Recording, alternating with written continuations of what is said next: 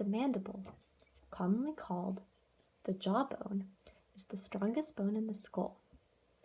It is not directly attached to the rest of the skull, but forms the lower part of the skull in a distinct U shape. It is directly inferior to the maxilla, articulating with the occipital bone. This bone and its features must be strong and supportive, considering the important roles it plays in everyday life, such as eating and talking. The word mandible comes directly from the Latin mandibula for jaw or mandern for to chew. The two main regions of the mandible are the large body, which make up most of the chin portion, and the two tall rami, which stand laterally to the body. The singular word for rami is ramus. The ramus consists of a sharp mandibular angle posteriorly, which is palpable inferior and slightly anterior to the ears on the human face. The ramus consists of two superior processes, the coronoid process and the mandibular condyle. The mandibular condyles make up part of the temporomandibular joint. This joint will be discussed later in the video. A U-shaped mandibular notch separates the two processes. The masseteric nerve, a branch of the mandibular nerve, which is a division of the cranial nerve 5, runs through this mandibular notch. On the interior surface of the ramus is the mandibular foramen. The inferior alveolar nerve, part of the cranial nerve 5, runs through this foramen. This nerve is mainly responsible for tooth sensation of the roots of the lower teeth. Along with the rami, the body of the mandible makes up its whole composition. One of the many features of the body is the mental protuberance. This protuberance is medial and anterior. In children, each mandible is composed of two separate bones which fuse to form the mandibular symphysis. Despite the name, it is not a true symphysis because it lacks the fibrocartilage center that is characteristic of a symphysis.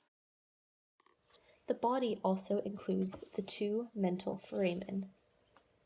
These two foramen are located just laterally to the midline of the mandible. They contain important nerves and blood vessels of the lower jaw, such as the inferior alveolar nerve, the third branch of the cranial nerve 5. When dentists are giving an anesthetic injection, they are careful to direct the syringe in the vicinity of the mental foramen to numb the nerves of the lower jaw. The body also contains the alveolar processes and the alveolar margin. This makes up the teeth region of the mandible. The alveolar margin or alveolar ridge is the line which sits across the gums.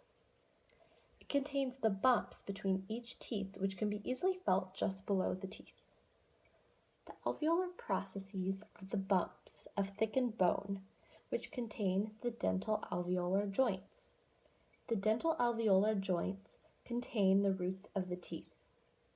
The roots of the teeth are held in place in the joint by periodontal ligaments and cementum. The alveolar margin and alveolar processes are also found in the maxilla of the skull. This is an important region of the mandible because, along with the maxilla, the alveolar region allows for the teeth to chew.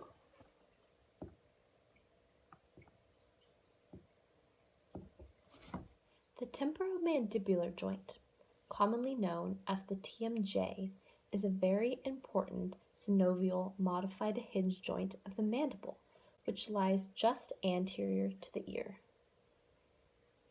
It is the articulation between the oval-shaped mandibular condyle of the mandible and the concave mandibular fossa of the skull. The temporomandibular joint is located within a loose articular capsule. The lateral ligament is continuous with this articular capsule. The very thick ligament is attached to the zygomatic process of the temporal bone and to the neck of the ramus of the mandible. The temporomandibular joint allows for classic hinge joint movements, like depressing and elevating the mandible by opening and closing the mouth. There is also some anterior gliding movement involved, which allows for biting into hard foods. The joint can be very problematic because it contains such a shallow socket of the mandibular fossa. The TMJ is the most dislocated joint in the body and can be dislocated by a simple yawn or abnormal mastication.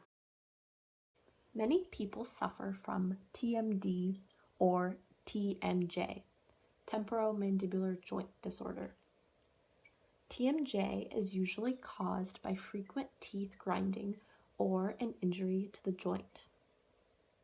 The symptoms of TMJ include popping or clicking noises when opening the mouth, and tenderness, stiffness, or pain of the jaw muscles, primarily the masseter.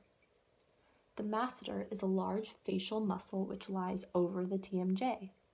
It inserts on the zygomatic process of the temporal bone and originates on the ramus of the mandible. It is responsible for jaw closure. Another clinical issue with the mandible is overgrowth of the mandible from acromegaly. This is a rare condition when the anterior pituitary gland produces excess growth hormones. Among other things, this causes the mandible to protrude and the teeth to become unaligned. The mandible is one of the most commonly fractured skull bones.